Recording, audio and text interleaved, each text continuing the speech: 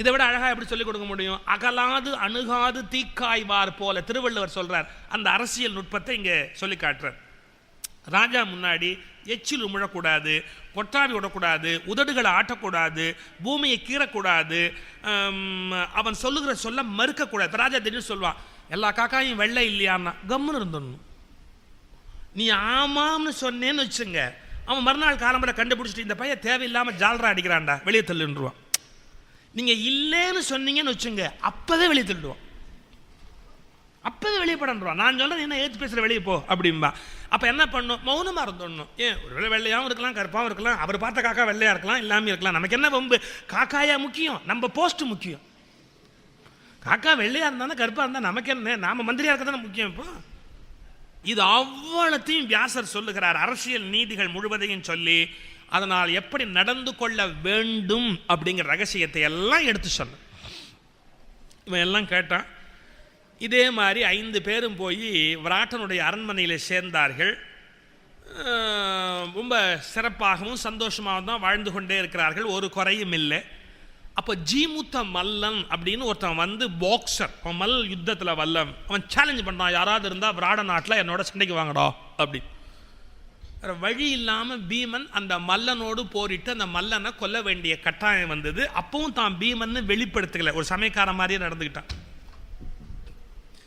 இந்த சந்தர்ப்பத்தில் சைரந்தரி அரண்மனையில் ஒப்பனை பண்ணுறவளா இருக்கிறா மகாராணிக்கு. அந்த சுதேட்சனை அப்படிங்கிற விராட தேசத்து ராஜாவுடைய விராடனுடைய மனைவி, அவளுடைய தம்பி கீச்சகன்னு பேர். அந்த பையன் ஒரு நாள் எதேச்சையா அக்காவை பார்க்கறதுக்காக வந்தபோது திரௌபதியை பார்த்துட்டான். ஆஹா எவ்வளவு அழகா இருக்கா, நம்ம அக்காவுடைய அரண்மனையில் வேலைக்காரியா இருக்கா, நாம இவளை அடைஞ்சா என்ன அப்படிங்கிற எண்ணம் வந்தது அந்த கீழ் மகனுக்கு. உடனே தன்னுடைய சகோதரி கிட்ட சொன்னா, நீ இன்னைக்கு இவளை என்னுடைய அரண்மனைக்கு உணவு கொடுத்து அனுப்பிச்சு வையே, நான் அவளை விரும்புகிறேன் அப்படின்னுட்டான். இவளுக்கு உள்ளூர பயம், ஏன்னா ரொம்ப பலம் உள்ளவன் கீச்சக்கன், அவனை எதிர்த்து ஒன்றும் பண்ண முடியாது. அவன் தான் சேனாதிபதி, அந்த ஊருக்கே சேனாதிபதி அவன் தான். மெதுவாக சொல்கிறான், நீ வேணா அங்கே போயிட்டு வாங்க. அவன் சொன்னான், அம்மா நான் இன்னொரு ஆண் தனியாக இருக்கிற இடத்துக்கு போக மாட்டேன், உங்களுக்கு தெரியும், என்னை அனுப்பாதீங்க அப்படின்னு. பேசாமல் போயிட்டு வா, அவன் பசிக்குதுங்கிறான், இந்த ஆகாரத்தை கொண்டு போய் கொடுத்துட்டு வா, அப்படி ஒரு பாத்திரத்தை கொடுத்துட்டு வா கட்டாயம்மா அப்படின்ட்டான். வேற வழி இல்லாமல் இவ போய் ஆகாரத்தை கொடுக்க போனா அவன் தப்பாக நடக்க ஆரம்பித்தான். ஓடி வருகிறாள் திரௌபதி. அப்படி மெதுவாக இங்கேருந்து ஓடி வந்தவ என்ன பண்ண முடியும், அரண்மனைக்குள்ளே நுழைகிற. அப்படி வேகமாக ஓடி வந்து அரண்மனைக்குள்ளே நுழைஞ்சா அங்கே விராட தேசத்து ராஜா, அவன் பக்கத்தில் கங்கன், யார் தருமர், 2 பேரும் இப்படி விளையாடிட்டு இருக்கிறாங்க. அவள் உள்ள நுழைஞ்சா கீச்சகன் அவள் இப்படி நுழைஞ்சிட்ட உடனே அவளை காலால் எட்டி உடைக்கிறான். அப்படி அவள் கீழே விழுந்து அடிபட்டு அப்படி நிமிந்து பார்க்கிறாள் திரௌபதி. அப்படியே தருமரை எரிக்கிற மாதிரி பார்த்து, ஒரு அந்நிய ஆனவன் என்னை காலால் எத்தறான் அப்படின்னா இதெல்லாம் உங்களால் வந்த வெனதானி அப்படிங்கிறதுக்கு அடையாளமாக அப்படி ஒரு நிமிந்து பார்த்து. இந்த நேரம் பார்த்து பீமன் அங்கே வந்தான் சமையல் மெனு கேட்கறதுக்காக. அவ்வளோதான், திரௌபதி கீழே விழுந்து கிடக்கிறதையும் தருமர் சூதாடிக்கிட்டு இருக்கிறதையும் அந்த கீச்சக்கன் உதச்சிட்டு போகிறதையும் பார்த்தான். பக்கத்தில் அரண்மனை தூண் இருந்து அந்த தூணை இப்படி பிடிச்சிக்கிட்டு நின்னவன் எரிச்சல் தாங்காமல் தூணை திருவிட்டான். அதாவது தூணை திருவி அடிக்கணுன்ற எண்ணம், அவன் என்ன பண்ணுறோம் தெரியல, தூணை திருவிட்டான். நிமிந்து பார்த்தார் பாருங்க தருமர். உடனே அவர் சொன்னார், ஏய் மல்லா, எதுக்கு அந்த தூணை பிடிச்சி ஆட்டுற? அடுப்புக்கு விறகுக்கு மரம் இல்லையா? விறகுக்கு மரம் இல்லையா? மரம் இல்லைன்னா மரம் காய வச்ச மரத்தை எடுத்துக்குவாங்க, அந்த மரத்தை எடுக்காது, அது பச்சை மரம். அவசரப்படாதே என்ன அர்த்தம்? அவசரப்படாதே, நம்ம ஒளிஞ்சு வாழ்கிறோம், அவசரப்படாத, காட்டி கொடுத்துடாத, நீ பீமன்னு வெளிப்படுத்திடாத, அந்த அர்த்தத்தில் அவசரப்படாதேன்னு கோவத்தோடு போயிட்டான். இரவு நேரம் ராத்திரி தனியாக இருக்கும்போது இந்த கீச்சகன் தன்னை என்ன கேவலப்படுத்தினான்னு போய் சொல்லி அழுதா திரௌபதி. பார், நான் மகாராணிக்கு முக அலங்காரத்துக்கு அரைச்சி என் கை எப்படி போச்சுப்பார், நல்லா பார். சக்கரவர்த்தியாக இருந்த அர்ஜுனர் சரிகம பதனிசை பாடிக்கிட்டு யாருக்கு, இந்த விராடனுடைய மகள் உத்தரைக்கு டான்ஸ் மாஸ்டராக இருக்கிறார், ஆடிக்கிட்டு திரியிறார். இந்த அவமானத்தெல்லாம் விட பெரிய அவமானம், ஒரு அந்நிய ஆண்மகன் என்னை காலால் எட்டி உதைக்கிறான், அவங்க அண்ணன் பார்த்துக்கிட்டு தான் உட்காந்துருக்கிறாரு, இதை விட அவமானம் எனக்கு வேணுமா? நீ அப்பவே அவனை கொண்டு இருக்க வேண்டாமான்னு பீமனை பார்த்து கேட்டான். அப்போ பீமன் திருப்பி கேட்டான், சரி நான் கொல்லலேன்னு என்ன கேட்குறியே, நீயே அவனை ஏன் சபிக்கலை? அப்போ திரௌபதி சொன்னான், நான் சபிச்சா நான் யாருன்னு தெரிஞ்சு போயிடும்ல, 1 வருஷம் மறைஞ்செல்லாம் வாழ்கிறோம், அதே தான். நமக்கு தான் இடைஞ்சலாக இருக்கு, ஒரு வருஷம் மறைஞ்சலில் வாழ வேண்டியிருக்கு. அப்போ இப்போ என்ன பண்ணுறது? கீச்சகன் இவ்வளோ அசிங்கமாக நடந்துக்கிற, நீ ஒன்றும் கவலைப்படாத, நான் பார்த்துக்கிறேன். நீ நாளைக்கு என்ன பண்ணு, அந்த கீச்சகன் மேலே விருப்பம் இருக்கிற மாதிரி நடி, அவனை ஊருக்கு வெளியில் ஒரு நடன சாலை இருக்குது அங்கே வர சொல்லு, பாக்கியம் நான் பார்த்துக்கிறேன்ட்டான். மறுநாள் கீச்சகன்ட்ட போய் அந்த பொருளை கொடுக்குற போது சொன்னால், நீங்கள் தான் இவ்வளோ பெரிய ராஜா, நான் நினச்சிக்கிட்டு இருந்தேன் விராடன் தான் ராஜான்னு, அவர் பொம்மை ராஜா, நீங்கள் தான் உண்மை ராஜா அப்படிங்கிற விஷயம் தெரிஞ்சுது. அதனால் நான் உங்களை கல்யாணம் பண்ணிக்கிறத பற்றி எனக்கு ஒன்றும் ஆட்சேபனை இல்லை. ஆனால் ஒரே ஒரு சிக்கல் என்னென்னா, என்னை 5 கந்தர்வர்கள் கண்காணித்து கொண்டே இருக்கிறார்கள். அதனால் நான் என் விருப்பப்படி இருக்க முடியாது. இன்றைக்கி இரவு ஊரெல்லாம் அடங்கிய பிறகு ஊருக்கு வெளியில் இருக்கிற அந்த நடன சாலைக்கு நான் வர்றேன், நீங்கள் அங்கே வந்து என்னை பாருங்கன்ட்டான். இவன் காலையிலேருந்தே குஷி ஆயிட்டான். இருக்கிற சென்ட்டுக்கிட்டெல்லாம் நல்லா அடிச்சுக்கிட்டு எல்லாம் பண்ணி தலையெல்லாம் வாரிக்கிட்டு சாயங்காலம் 6 மணி எப்போ வரும் எப்போ வரும் எப்போ வரும். ஏன்னா அந்த மரண வேலை மேலே அவனுக்கு அவ்வளோ ஆசை, உயிர் பிரிய வேண்டிய மரண வேலை மேலே அவனுக்கு அவ்வளோ ஆசை. தன்னை முழுசாக தயார் பண்ணிக்கிட்டு அந்த பொழுது சாஞ்சவொடனே நேராக அங்கே போனான். தூணுக்கு அந்தாண்ட அந்த பக்கம் தூணுக்கு அந்தாண்ட பிராணநாதா அப்படின்னு 2 கை நீண்டது. இவன் நினச்சான் திரௌபதி தான் நிற்கிறான்னு நினச்சி போய் கையை கொடுத்தான். அவள் பிராணநாதான்னு கூப்பிடல, பிராணனை தான். ஏன் பீமன் நிற்கிறான் புடவை கட்டிக்கிட்டு. தூணுக்கு இந்த பக்கமாக பீமன் புடவை கட்டிக்கிட்டு திரௌபதி மாதிரி நின்று கையை நீட்டினா, இந்த கிறுக்கு பையன் நேராக போய் கையை கொடுத்தான். அவ்வளோதான். தூணுக்கு அந்தாண்ட கீச்சகன், இந்தாண்ட பீமன், நடுவில் தூண் தேய்ச்சிட்டான். அவன் கூட முதல்ல கீச்சகன் நினச்சான், என்னதான் ஆசையாக இருந்தாலும் இவ்வளவு இறுக்கமாக கையை பிடிக்கப்படாதுன்னா. அப்படியே இழுத்துது, என்ன ஏதுன்னு தெரியாமல் கீச்சகன் உருவமே தெரியாதபடி அவனை க்ளோஸ் பண்ணி கம்ப்ளீட்டாக கீழே தள்ளிட்டு, திரௌபதி சிரிக்கிற அந்த பணத்தை அப்படியே பொட்டமாக கட்டி வெளியே தூக்கி போட்டு திரும்பி புறப்பட்டு போயிட்டான் பீமன். உபகீச்சகர்கள் வந்து முதல்ல எதிர்த்தார்கள், பிறகு அவர்களையும் பீமன் அடித்து விரட்டிட்டான். இது கூட நாடு முழுக்க செய்தி பரவிடுச்சு, கீச்சகன் மாண்டான் கீச்சகன் மாண்டான்னு செய்தி பரவிடுச்சு.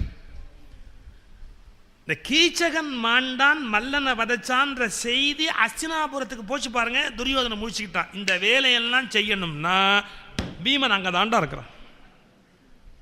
அப்போ அந்த ஊருக்குள்ளே தான் இந்த பசங்க ஒளிஞ்சிருக்கிறாங்க, இல்லாட்டி இவ்வளவு வேகமாக டெத் சர்டிஃபிகேட் வராது.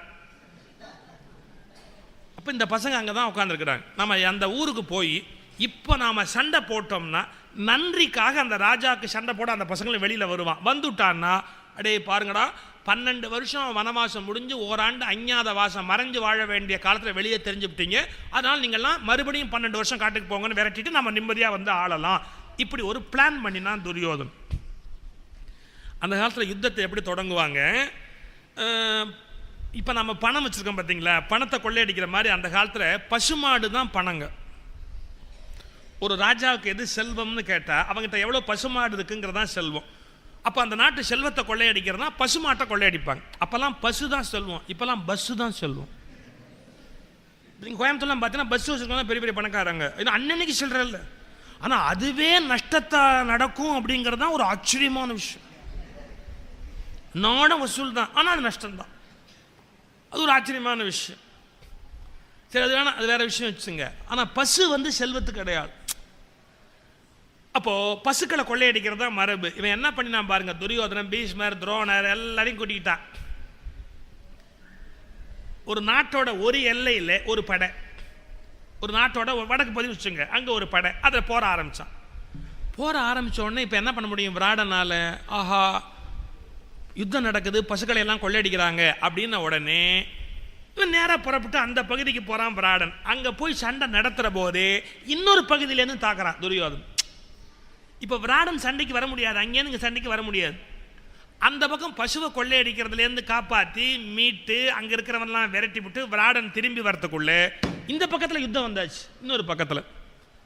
அப்போது விராடனுடைய மகன் உத்தரகுமாரன்னு பேர், அவன் ரொம்ப பெருமையாக பெண்கள் மத்தியில் சொல்கிறான், நான் போய் எல்லாரையும் ஜெயிச்சுருவேன், எனக்கு இது ஒரு பெரிய விஷயமே இல்லை, பசங்களுக்கு இது உதால் விடுறதுன்னு பேர், சும்மாவது சொல்லிட்டு தெரிவேன், நான் என்ன வேணாலும் செய்வேன், ஆனால் எனக்கு ஒன்று தான் என்னென்னா எனக்கு தேர் ஓட்டுறதுக்கு ஒரு ஆள் இல்லை அப்படின்னு சும்மாவது சொன்னான். எனக்கு தேர் ஓட்டுறதுக்கு ஆள் இல்லைன்னு.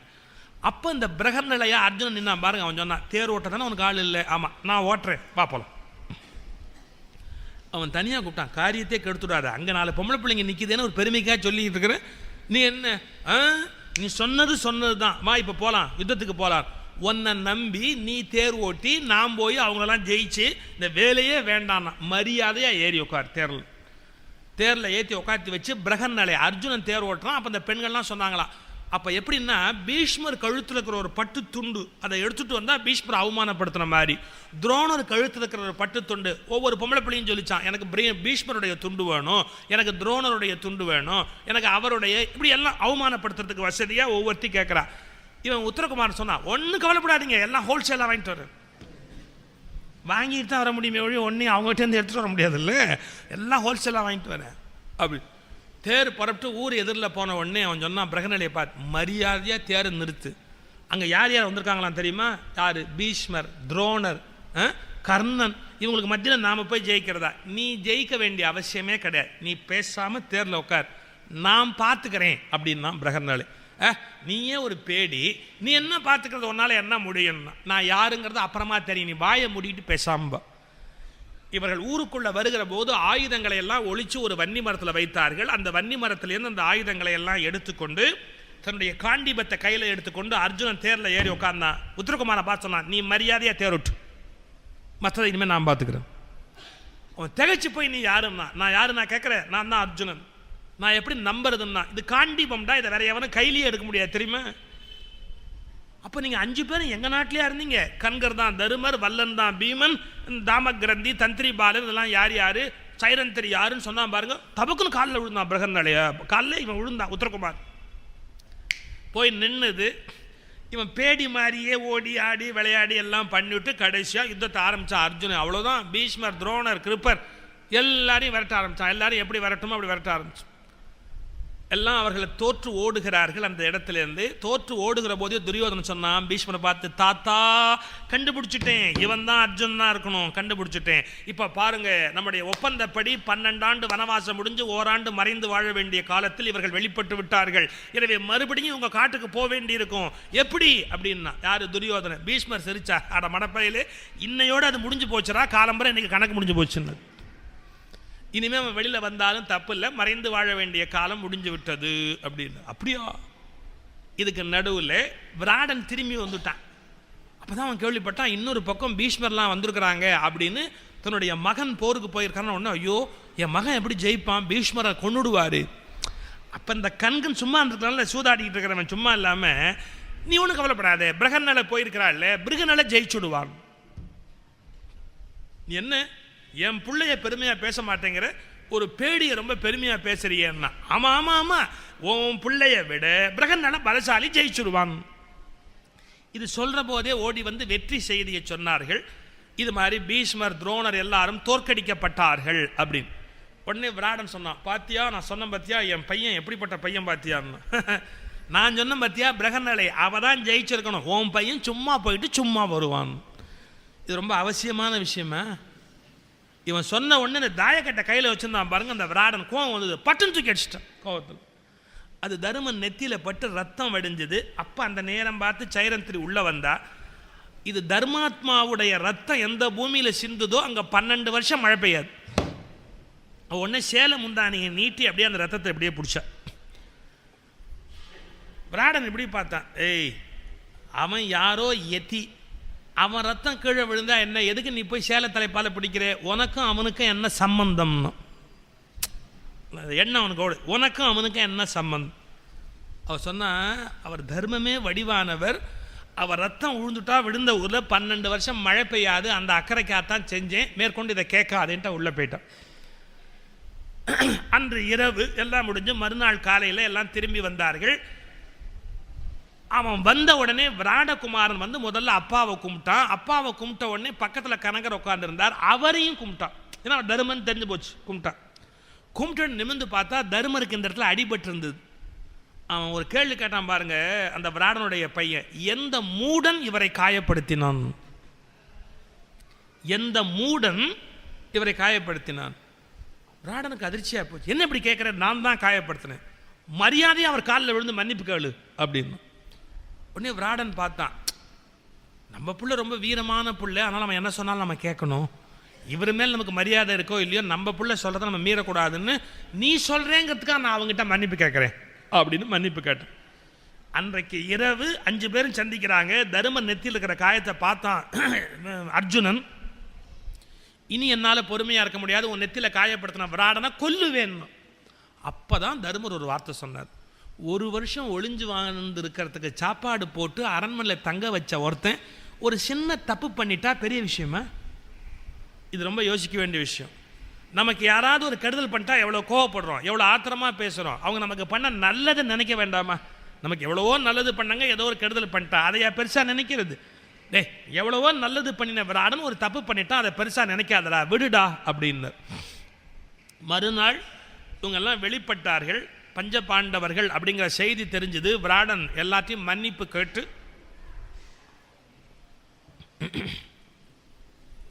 அவனுக்கு அப்பதான் உண்மை புரிஞ்சது. பிரகன்னலைன்னு ஆடிக்கிட்டு பாடிக்கிட்டு தெரிஞ்சது அர்ஜுனன். நம்ம பொண்ணு உத்தரைக்கு அவன் தான் டான்ஸ் கற்றுக் கொடுத்தான் அப்படின்னு ஒன்று. அந்த விராடன் என்ன சொல்லுகிறான், அர்ஜுனனை பார்த்து, நீ தான் அர்ஜுனன்னு தெரிஞ்சு போச்சே, என் பொண்ணு உத்தரையை நீ கல்யாணம் பண்ணிக்கணும். ஆனால் அர்ஜுனன் யோகம் யாருக்கு வராது. எந்த வயசுலையும் அவனுக்கு ஆஃபர் பாருங்க, என் பொண்ணை நீ கல்யாணம் பண்ணிக்கோ அப்படின்னு. ஆனால் அர்ஜுனன் இப்போ மாறிட்டான். அவன் சொன்னான், நான் வாத்தியாராக இருந்து டான்ஸ் கற்றுக் கொடுத்துருக்குறேன். ஒருத்தருக்கு ஆசிரியர் யார் தெரியுமா? பிதாவுக்கு சமம், அப்பாவுக்கு சமம். நான் அப்பா ஸ்தானத்தில் இருந்து நான் இவளுக்கு டான்ஸ் எல்லாம் கற்றுக் கொடுத்ததுக்கப்புறம் நான் எப்படி கல்யாணம் பண்ண முடியும்? நான் தந்தை ஸ்தான். வேணும்னா ஒன்று பண்ணுறேன், என்ன, என் மகன் அபிமன்யுக்கு இந்த பொண்ணை கல்யாணம் பண்ணிக்கிறேன். ஏன்னா ரொம்ப உத்தமி, உன் பொண்ணு எப்படி நான் பார்த்துட்டேன் பக்கத்தில் இருந்து, ரொம்ப நல்ல பொண்ணு, இவளை என்னுடைய மருமகளை ஆக்கிக்க நான் விருப்பப்படுறேன், மருமகளா தரியா அப்படின்னு ஏற்பாடாச்சு. இந்த வனவாசம் வேற முடிஞ்சு போச்சுன்னு செய்தி தெரிஞ்சு எல்லாரும் திரும்பி வந்தார்கள். அபிமன்யு வந்தான். அபிமன்யுக்கு இந்த பொண்ணை கல்யாணம் பண்ணி கொடுத்துட்டாங்க, உத்தரகுமாரியை கல்யாணம் பண்ணி கொடுத்தார்கள். இப்போ விராடனுடைய அரண்மனையிலேயே 5 பேர் சௌக்கியமாக இருக்கிறார்கள். இப்போ என்னன்னா, நாடு கேட்கணும், நாடை திருப்பி வாங்கி ஆகணும் இல்லையா? அதனால் இங்கேருந்து ஒரு பிராமணனை போய் தூது சொல்லி எங்கள் நாட்டை கொடுறா அப்படின்னு கேட்கறதுக்காக இங்கேருந்து ஒரு பிராமணனை தூது அனுப்பினார். உலூக்கன் அப்படின்ற பேர், உலூக்கன் தூது, உலுக்கனை தூது அனுப்பினார். அவன் அதுக்கு என்ன பதில் சொல்ல முடியும்? பதில் நேரடியாக சொல்ல முடியல. அதுக்கு அவன் என்ன சொல்லிட்டான், யார், திருதராஷ்டிரனும் துரியோதனும் என்ன பதில் சொல்லிட்டான், எங்கள் கருத்து என்ன என்பதை நாங்கள் சேர்ந்து பேசி முடிவு செய்து சொல்லி அனுப்புவோம், நீர் போகலாம் அப்படின்ட்டு சஞ்சயன்ட்ட சொல்லி அனுப்பிச்சா திருதராஷ்டிரன். சஞ்சயா, நீ போய் என் கருத்தை சொல்லு தர்மன்ட்ட. அடுத்தது சஞ்சயன் தூது, அவன் வந்தான். என்ன சொன்னான் பாருங்க, திருதராஷ்டிரனை விட கிளவராக யாரும் பேச முடியாது. அப்பா தர்மா, நீ ரொம்ப நல்ல பிள்ளை, நான் சொன்னதை கேட்குற பிள்ளை, உன்ன மாதிரி ஒரு பிள்ளை கிடைக்கிறத நான் கொடுத்து வச்சுருக்கணும். ஆனால் நான் பெத்தம்பார் பிசாசு, எதுவும் நான் சொன்னதை கேட்காது, ஒரு அயோக்கிய பையெல்லாம் பெற்றுட்டேன். அதனால இப்போ இனியாவது நான் சொல்கிறத வழக்கம் போல் நீ கேளு, நான் சொல்கிறத வழக்கம் போல் அவங்க கேட்க மாட்டாங்க. எப்படி எப்படியா? நான் சொல்கிறத நீ வழக்கம் போல் கேளு, அவங்க வழக்கம் போல் கேட்க மாட்டாங்க. நீ காட்டிலேயே இருந்துரு, அவங்க நாட்டிலே இருக்கட்டும். இவ்வளோ அருமை. சொன்னதை கேட்குற நல்ல பிள்ளையா, அதனால அவன் காட்டிலேயே இருக்கணுமா, கேட்காத பிசாசுங்க நாட்டிலே இருக்கணுமா? இது என்ன நியாயம்? சில பேர் சொல்கிற போது ரொம்ப நியாயம் மாதிரி தெரியும், ஆனால் அது பச்சை அயோக்கியத்தனம். கோர்ட்டில் ஒருத்தன் அப்பாவையும் அம்மாவையும் கொண்டுவிட்டாங்க, கொலைக்காரன், கேஸ் நடக்குது, மரண தண்டனை கொடுக்கறதுன்னு ஜட்ஜி முடிவு பண்ணிட்டார். அப்பா அம்மாவே கொண்டு இருக்கிறான்ல, ஜட்ஜி முடிவு பண்ணிட்டார். எதுக்கு? கடைசியாக ஒரு கேள்வி கேட்டார், டேய், நீ அப்பா அம்மா 2 பேரையும் கொண்டுக்கிற இந்த பாதக செயலுக்கு பெரிய தண்டனை உண்டு, நான் இப்போ தண்டனை கொடுக்க போகிறேன், நீ ஏதாவது சொல்ல விரும்புகிறதா இருந்தால் சொல்லுன்னார். அவன் சொன்னான் பாருங்க, எனக்கு தண்டனை கொடுக்கும்போது நீங்கள் யோசிக்கணும், ஏன்னா நான் அப்பா அம்மா இல்லாத அனாதேன்னா. இவ்வளோ அருமையாக இருக்குது ஆர்கியூமெண்ட்டு. மன்னிக்கக்கூடியவன் அவன். அதே மாதிரி திருதராஷ்டிரன் சொல்கிறான், என் பிள்ளைங்க சொன்னதை கேட்க மாட்டாங்க, நீ கேட்ப காட்டிலேயே இரு அப்படின்னு. உடனே சஞ்சயனுக்கு என்ன பதில் சொல்ல முடியும், அவனுக்கு என்ன பதில் சொல்ல முடியும்? அப்போ இவங்க சொல்கிறாங்க, நாங்கள் என்னங்கிறத யோசித்து உனக்கு சொல்லி அனுப்புகிறோம் அப்படின்னு பதிலுக்கு திருப்பி அனுப்பி விட்டார்கள். சஞ்சயன் தூது முடிஞ்சிச்சு. இதுக்கு நடுவில் 2 பேரும் அங்கங்கே எல்லாம் படை திரட்ட ஆரம்பிச்சிட்டான். அதுக்கு நமக்கு எப்படியும் போர் வரப்போதுன்னு எல்லாம் படையை திரட்டிக்கிட்டு இருக்கிறான். துவாரகை கண்ணபெருமானுடைய இருப்பிடம். அந்த கண்ணபெருமானுடைய இருப்பிடத்துக்கு படையை கேட்டுட்டு அர்ஜுனன் போகிறான். அர்ஜுனன் போகிறதுக்கு முன்னாடி துரியோதனன் போய் சேர்ந்துட்டான். அந்த துவாரகையில் கொடி இப்படி பறக்குதான். துரியோதனன் உள்ள வரானா, நீ வராதே வராதேன்னு அந்த கொடி சொல்லிச்சான். இண்டு நீ வரினும் எங்கள் எழிலுடை எழிலி வண்ணன் பாண்டவர் தங்கட்கல்லால் படைத்துணையாக மாட்டான், மீண்டு போ என்று அந்த வியன்மதில் குடிமி தோறும் காண்டகு பதாகையாடை கைகளால் மறிப்ப.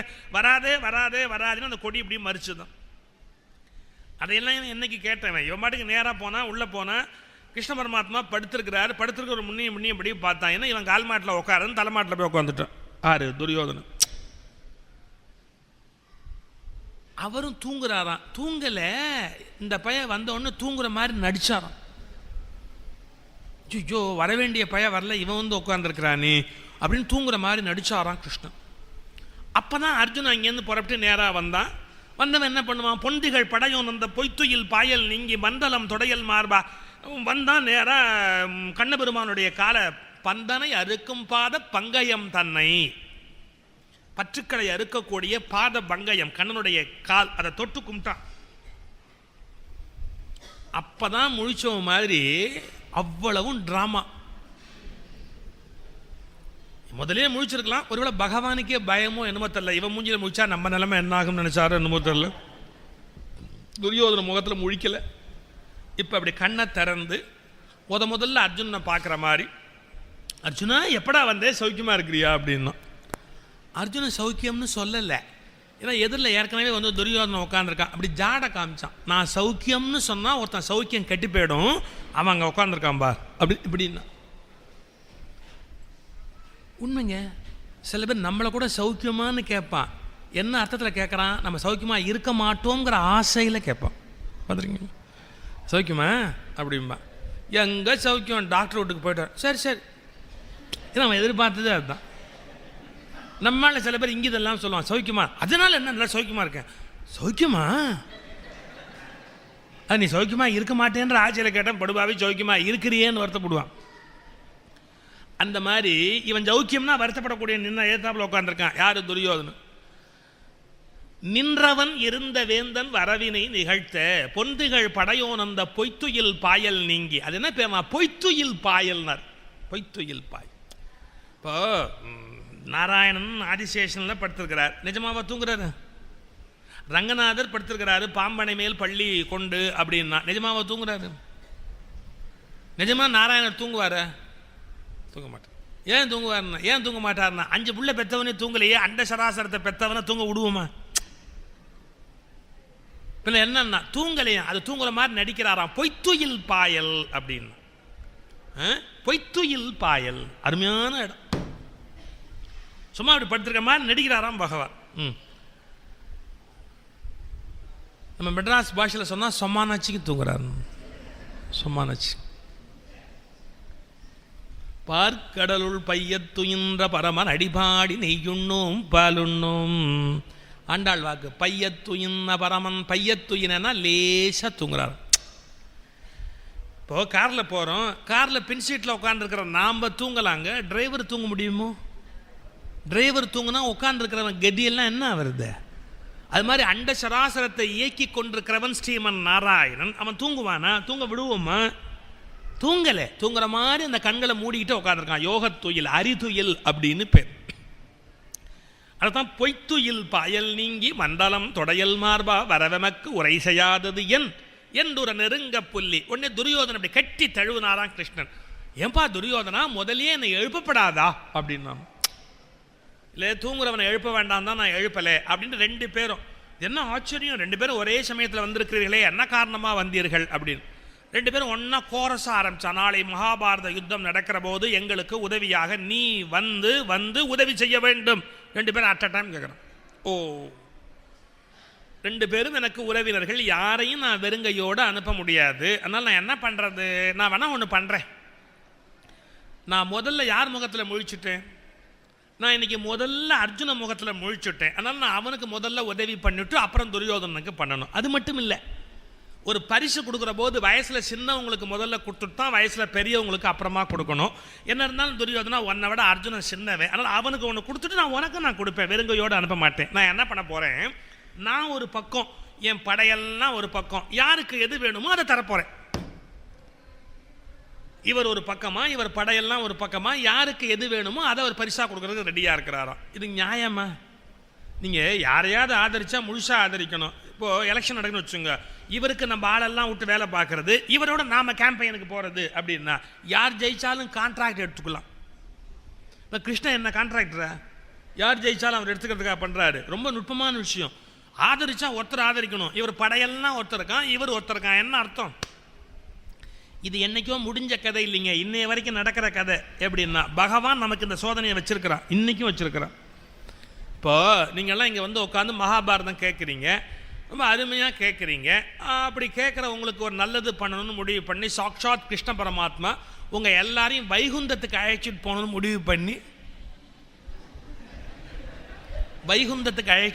முடிவு பண்ணி வாசலில் ஒரு புஷ்பக விமானத்தை கொண்டு வந்து நிறுத்தி அப்படியே எல்லாரும் நேராக அந்த புஷ்ப விமானத்தை ஏறி வைகுந்தம் போகலாம் அப்படின்னா வாசல் வழியாக யாரும் போக மாட்டாங்க. ஏன்னா எல்லாருக்கும் வீட்டுக்கு போகணும் தான் நினைப்பி உண்டே ஒழிய வைகுந்தத்துக்கு போகிறதுக்கு இப்போ யாரும் ரெடி இல்லை. ஏன் சார்? அப்போ இவ்வளோ கதை கேட்டோம், பாரதம் கேட்டோம், ஐப்பங்கோயில் உட்காந்தோம், மண்டல பூஜைக்கு வந்தோம். வைகுந்தம் போகிறது பெரிய வாய்ப்பு தானே, போகலாமா? வைகுந்தம் அப்புறமா போகலாம். ஏன் நம்ம கோயிலுக்கு வருவோம், கதை கேட்போம், சுவாமி கும்பிடுவோம். எதுக்கு தெரியுமா? நம்ம கட்டுற வீடு நல்லா முடியணும் அப்படின்னு, பார்த்துருக்கிற பொண்ணு கல்யாணம் ஆகணும் அப்படின்னு, பணம் நம்ம போட்டிருக்கிற டெபாசிட் கரெக்டாக ஒழுங்காக வரணும் அப்படின்னு. நம்ம எல்லாம் எப்படின்னா ரொம்ப யோசிச்சு பாருங்க. நம்ம முன்னாடி ஒரு பிரச்சனை இருக்கு. கடவுள் ஒரு பக்கம் இருக்கிறார், கடவுளால் தரப்படுகிற சுகங்கள் இன்னொரு பக்கத்தில் இருக்கு. இது எப்படி எடுக்கணும்?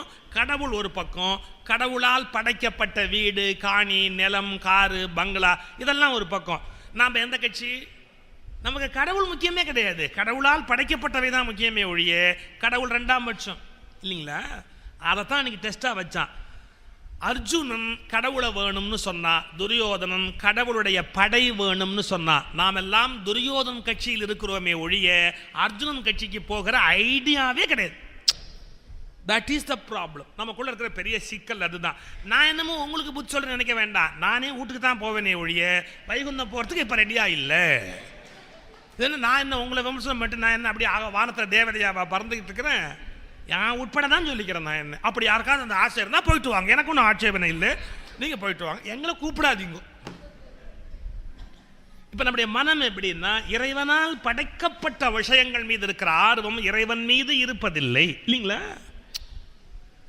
இதைத்தான் இங்கே சோதனை வைக்கிறான். அர்ஜுனா, உனக்கு நான் வேண்டுமா, என்னுடைய படை வேண்டுமா அப்படின்னா. அவன் சொன்னான், நீ தாண்டா கிருஷ்ணா வேணும்.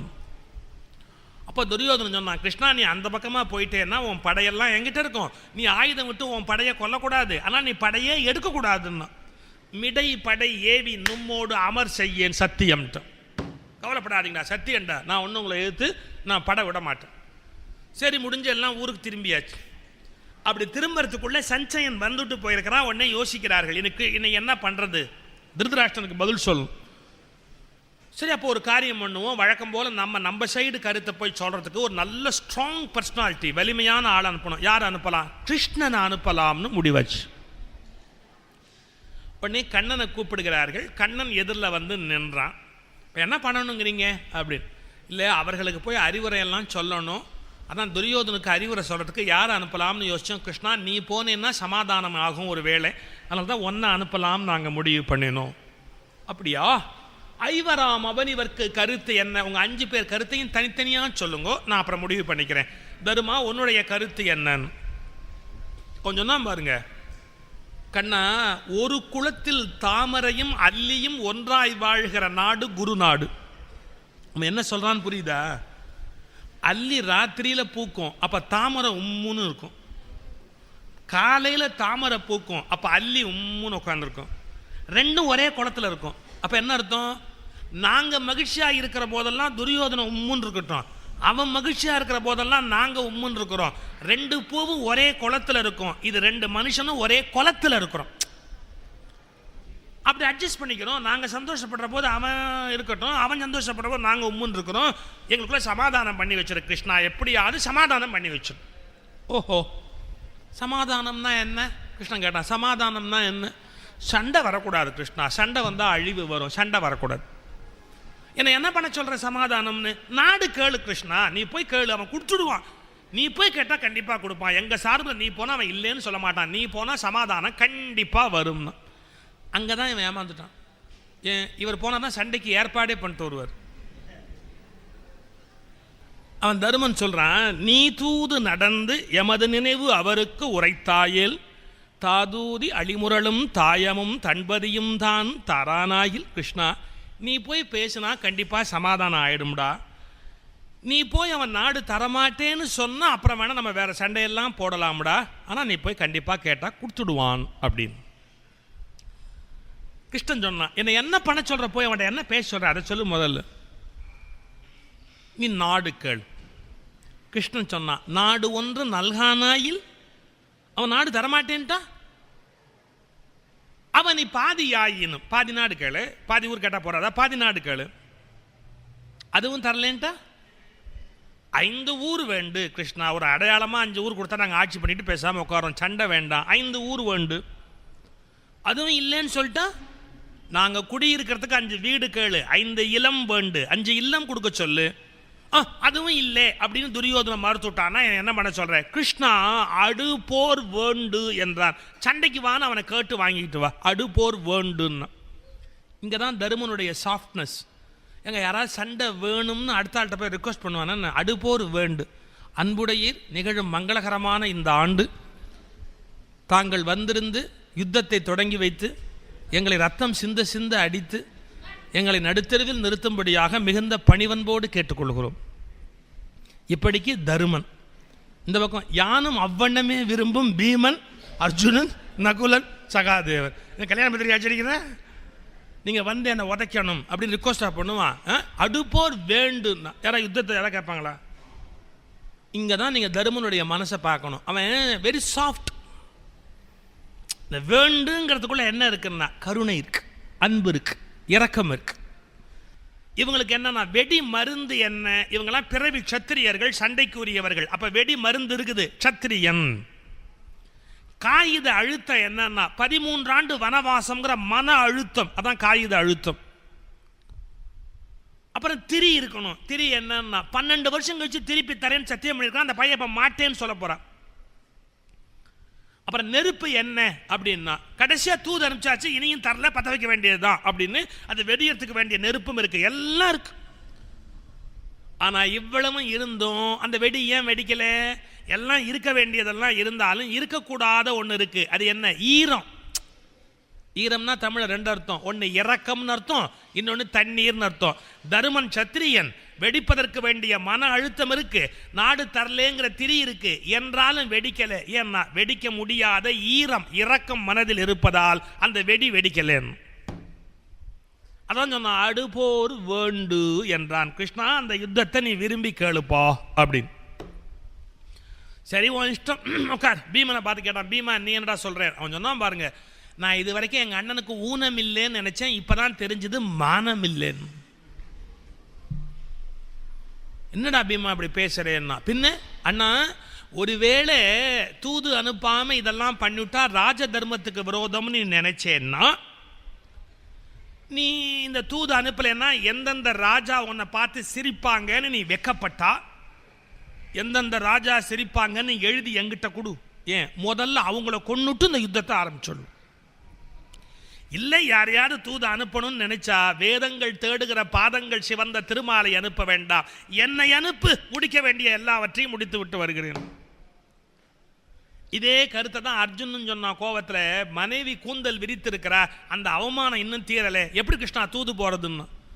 நகுலனும் அப்படியே தான் சொன்னான். அவன் ரொம்ப சிம்பிளா சொன்னான், கிருஷ்ணா யார் கேட்டால் கொடுப்பார்களோ அவர்களை போய் கேட்கலாம், கேட்டாலும் யார் தரமாட்டார்களோ அவர்களை போய் எப்படா கிருஷ்ணா கேட்கறதுன்னு. இது நன்கொடை வசூலுக்கு போகிறவர்களுக்கும் பொருந்தும்.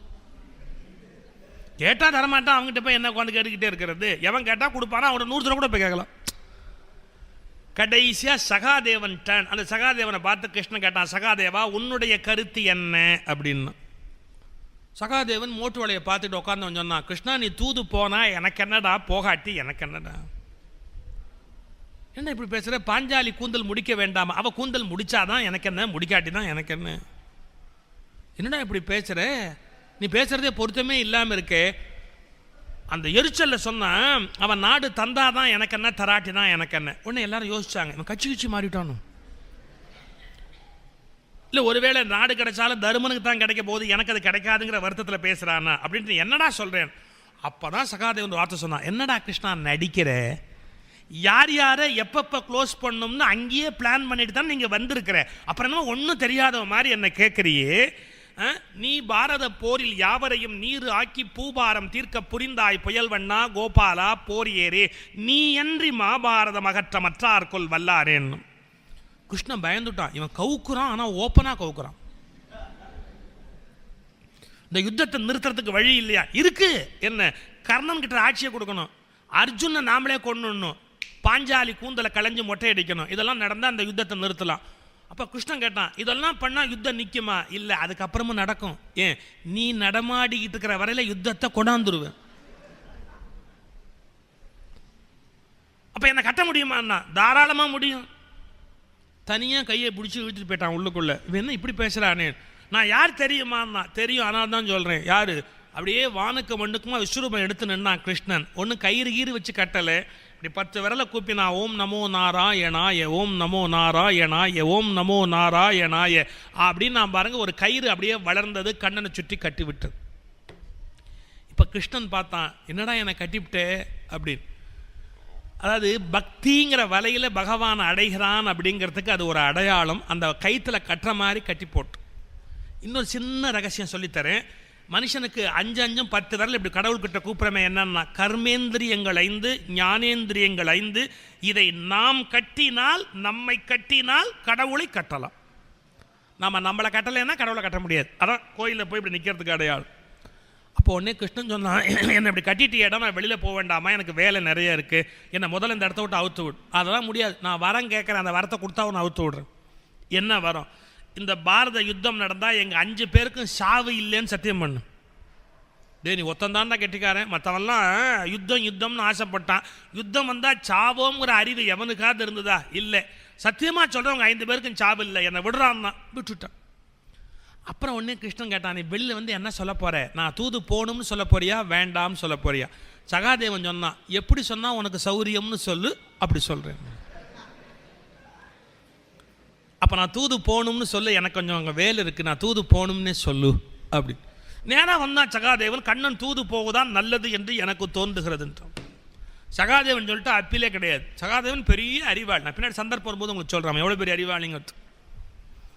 சகாதேவன் சொல்லிட்டு அப்பிலே கிடையாது. ரைட், உடனே எல்லாம் புறப்பட வேண்டியதான். கண்ணன் தூது புறப்பட்டான் அஸ்தினாபுரத்து. எப்படிறான்னா, ஒரு தேரில் ஏறி புறப்படுறான். அருமையான இடம் மகாபாரத்தில். அப்படி அவன் தேர் ஏறி கண்ணபெருமான் புறப்பட்டு போகிற போது அஸ்தினாபுரத்து மக்கள்லாம் அவனை வரவேற்கிறதுக்கு தயாராக இருக்கிறாரு.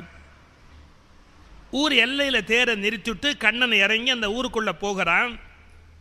அப்போது வரிசையாக ஒவ்வொரு வீடாக தெரியுது. இது யாருடைய வீடு, இது யாருடைய வீடு, இது யாருடைய வீடுன்னு கேட்குறான். இது துரோணர் சொல்கிறார், துரோணர் என்னுடைய வீடு கிருஷ்ணா, நீ என் வீட்டில் வந்து தங்கலாமே. வருகிறேன். பீஷ்மர் வந்தார், என்னுடைய வீடு கிருஷ்ணா, உனக்கு தெரியாதா, வந்து தங்கலாம். வருகிறேன் பீஷ்மரே, உங்கள் வீட்டுக்கு வராமல் யார் வீட்டுக்கு வரப்போகிறேன்.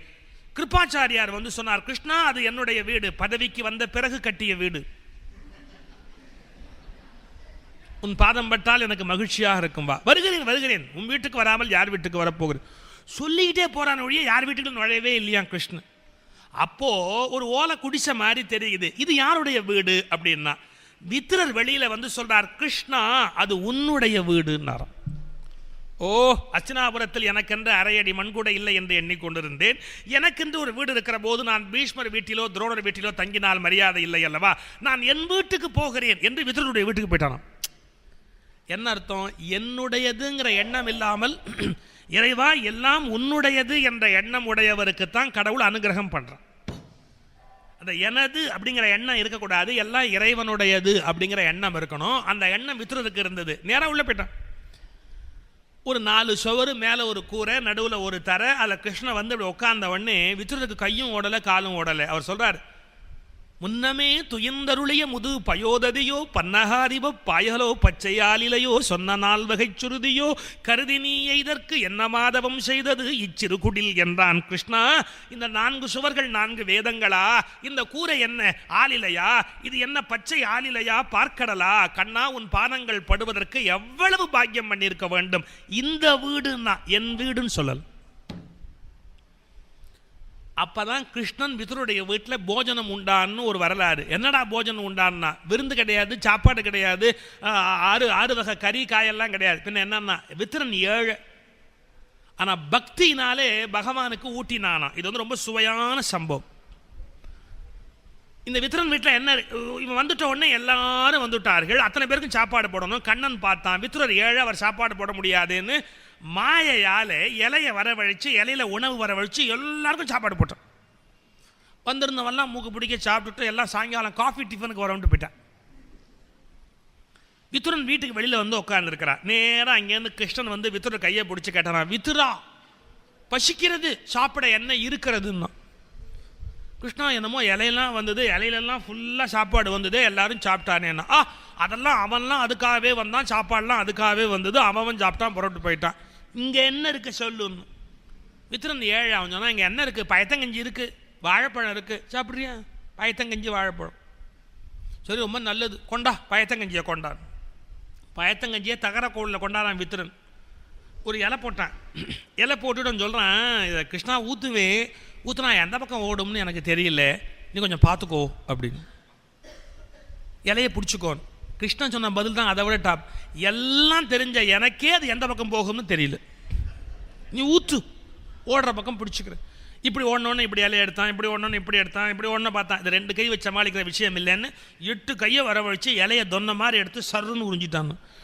உறிஞ்சிட்டு சொன்னானா, வித்துரா, நான் கம்சனை போன்ற எதிரிகளை எல்லாம் 2 கைகளால் சமாளித்து விட்டேன். உன்னை போன்ற பக்தர்களை சமாளிக்க என்னுடைய 8 கை அல்ல 10 கையும் பத்துவதில்லை. ஆமா, வாழைப்பழம் கொடுக்காம என்ன ஏமாத்துற?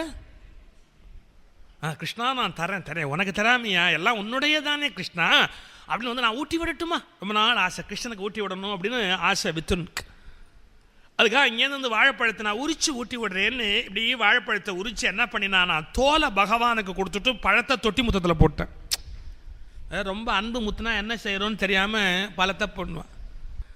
என்ன பண்ணுறோன்னு தெரியாமல் பழத்தை உரித்து தோலாக கிருஷ்ணனுக்கு கொடுத்துட்டு பழத்தை தூக்கி தொட்டி முத்தத்தில் போட்டான். கிருஷ்ணனும் தோலெல்லாம் தின்னானா. ஏன்? அவனுக்கு ரொம்ப நாளாக அவன் வளர்த்த கண்ணுக்குட்டியெல்லாம் தோல் திங்கிற போது இது நல்லா இருக்கும் போல் இருக்குது, நாமளா சாப்பிட்டா மரியாதை இல்லை, அதுக்குன்னு ஒரு நாள் வரணும் அப்படின்னு காத்துக்கிட்டு இருந்தான். இப்போ நீங்கள் யோசிப்பீங்க, இதெல்லாம் எங்கே இருக்குன்னு. இது வில்லி பாரதத்தில் இல்லை, வியாச பாரதத்தில் இல்லை, பஜன சம்பிரதாயத்தில் சொல்லப்படுவது. ஆழ்வார்கள் பாடலுக்கு உரை வியாக்கியானம் பண்ண ஞானிகள் சொன்னார்கள் என்னன்னா, தூது மொழிந்து நடந்து வந்தவன் சம்யக் சகுன போஜனம் அப்படின்னு.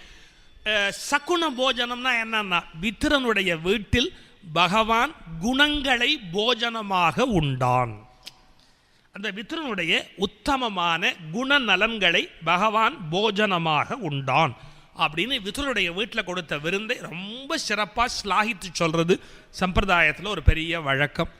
இத்தனைக்கும் ஒன்றும் பெரிய விருந்து கொடுத்துடலே, அவனுடைய அந்த அன்பை பகவான் எப்படி ஏற்றுக்கொண்டார் என்பதற்கு இது ஒரு அடையாளம். இன்றைக்கும் இந்த வித்திர விருந்துக்காக சம்பிரதாயமாக நமக்கு பிரசாத விநியோகம் இன்றைக்கு கோயிலில் ஏற்பாடு பண்ணியிருக்கிறார்கள்.